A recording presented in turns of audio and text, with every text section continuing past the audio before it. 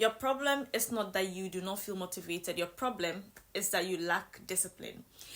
There's a common misconception that you have to feel motivated to stay on top of your goals or to work on achieving the things you want to achieve.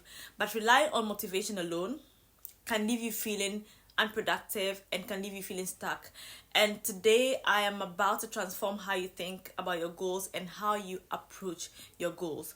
So stay with me as we have this conversation. This is because I have been there before and I am speaking from experience. I've had those moments where I would listen to motivational videos. I just wait for the right moment, trying to get to a point where I really feel like I am prepared to work on it.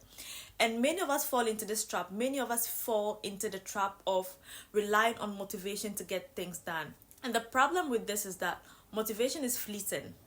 Motivation does not come often, and it comes and goes, and it can leave you feeling unproductive, right? Do not get me wrong, motivation can be a good thing. I've done my time, and I still have those moments where I feel motivated about things. But the thing is that motivation can work in our favor, but waiting for it or waiting to feel motivated can hold you back, which is why we have to change our approach. Now, here comes the shocking truth. Self-discipline is the real key to success and not motivation. If you want to really achieve something, self-discipline is the key. And this is something I have learned in all of these years that I have been trying to work on myself. I was watching a show on Netflix called The Sprint, and it features some of the world's best athletes. Talk about Noah Lyles, Sha'Carri Richardson, Sharika Jackson, and all of these. If you know these people, you know that these are some of the best people in athletics. And watching that show shows that these world-class athletes rely on self-discipline and grit.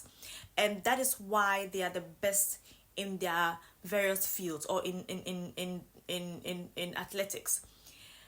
I watched Noah Lyles in the 2024 Olympics, and I didn't watch him. I saw clips afterwards where he won by a small margin, and I just really did understand, because when I watched the show, The Sprint, I saw the discipline, the passion, the self-confidence, and just the desire for achieving and for winning. And Sha'Carri Richardson is another great athlete that I can't even begin to speak about how amazing she is. She is driven and she's disciplined. And one thing that I observed from watching this show is that they are disciplined and they have the mindset to win, and they are determined. And if you haven't seen this show, check it out on Netflix. It's called The Sprint. There's another one called The Playbook, A Coach's Rules for Life, which features some of the world's great teams and how they've won in the past.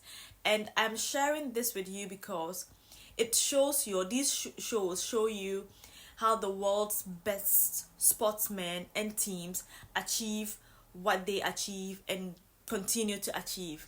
So I want us to be able to get out of this misconception that we need motivation to be successful. When you cultivate self-discipline, you can stay focused, you can overcome obstacles, and you can make progress towards your goals, even if you do not feel the excitement that you felt initially about that goal. And self-discipline is the only thing that you can truly trust. It is a key to achieving your goals and maintaining progress over a long period of time, because motivation is not influenced by emotions or external motivation. Sometimes it's influenced by emotions. That's what I meant to say. Motivation is influenced by emotions sometimes and external circumstances, and self-discipline is not.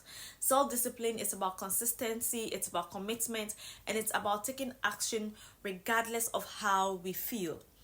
So I want us to be able to think about this, and just think about this for a second. There's a glaring difference between motivation and self-discipline.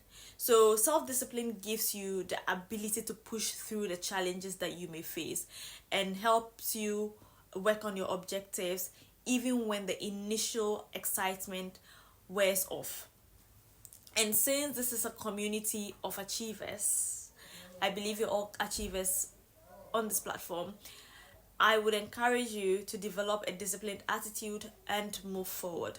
So let's do this together. Yeah, I'm going to be sharing a personal example of how I do this, and hopefully it helps you.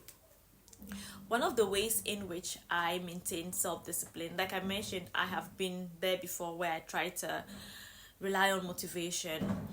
And one of the things that I do these days is that I tend to write down a list of things to do the night before or in the morning.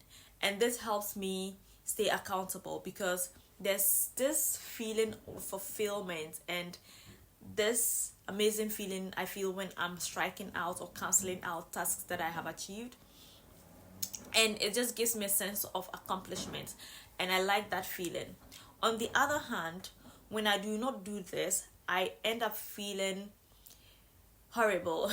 Basically, I end up feeling bad for not doing that, and to avoid that bad feeling, I push myself to get things done. So which one would you go for, the feeling of accomplishment or the feeling of being emotionally down at the end of the day? I know that I would go for the feeling of accomplishment, right? So I encourage you to build self-discipline, and I would also say that remember that by cultivating self-discipline, you create a foundation of habits and routines that would support your goals, would support your aspirations, and support you to be able to get on your journey faster. Because if you're disciplined and you stay the course, you definitely arrive at the destination that you want to arrive. And this also allows you to overcome obstacles and stay on track with your goals. A lot of successful people often attribute their success to self-discipline and not to motivation or bursts of motivation, because motivation does not keep you moving. It doesn't keep you moving forward all the time. And the key lies in setting clear, achievable goals, creating a structured plan, and sticking to it no matter what. And I repeat, no matter what. So instead of waiting for the perfect moment or the right time for you to feel some kind of motivation, focus on building self-discipline. Focus on building self-discipline. When you have a steady, unwavering commitment, it truly helps you achieve your dreams and your goals. And that is what we want to achieve on this platform, because we are all achievers. So remember that. And I really thought that it was useful, because we have always spoken about motivation, and sometimes we leave self-discipline to the back burner. Relying solely on motivation to get things done is a common struggle. And I do not mean to make you feel bad if this sounds like you. I just want you to be aware and know that in all that you do, motivation is not entirely it, because it can be fleeting and it can be unpredictable and it can fluctuate based on your mood, external events, or even the time of day. And this has a tendency to make you procrastinate and not do the things you ought to do. So you end up delaying the things you need to do because you're waiting to feel a burst of motivation. Because when motivation is high, we may take on too much. We may take on too much only to burn out quickly. And it inevitably diminishes at some point. And then when motivation is low, we may struggle to find that kind of that feeling to, or the drive to start and end or complete our tasks. So it is this roller coaster of emotions that can lead to missed deadlines, abandoned projects, and a sense of frustration, because you're bound to feel frustrated when you end up not doing the thing that you set out to do. Now let's get to the crux of it. How do you cultivate self-discipline? I truly believe that cultivating self-discipline requires some kind of intentional practice and mindset shifts. It starts with setting clear, achievable goals and creating a plan to achieve them.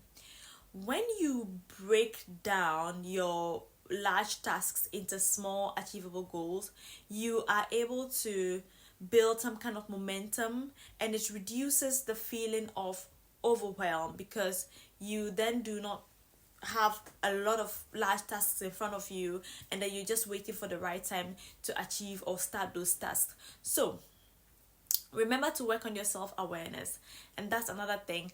Assess how you feel, right, and how you function based on just who you are, what works better for you, what you've been able to achieve in the past. And if you know this, you would know yourself more to be able to do what you need to do. But also remember that self-discipline is the key. When you are self-aware, you recognize and manage your impulses and distractions, and these are impulses and distractions that can derail your progress. Another thing you can do is to get some kind of accountability partner. Personally, I use my notepad as my accountability partner, and to have my list of tasks and things that I need to do. And if you find it difficult writing down stuff, you can get an actual human accountability partner, someone who would help you stay accountable. This could be a friend, a family member, or generally someone who you know would help you stay accountable to the goal. It is time to empower yourself and take ownership of your life. It is time. It really is time for you to empower yourself and take ownership of your actions and your outcome. And it involves making intentional choices that align with your long-term aspirations, rather than succumbing to the momentary motivation that you may feel. And I think that is it. There you have it. So start building self-discipline today by implementing some of the practical stuff or tips and some of the practical strategies that I have shared with you today. And I really hope that this has been useful, and I hope that you start assessing how you work towards your goals. If you would like to join our 7-day self-improvement challenge, visit the description of this video to join for free. And so that's it for today. Until next time, achiever, stay driven, be kind, and keep pushing.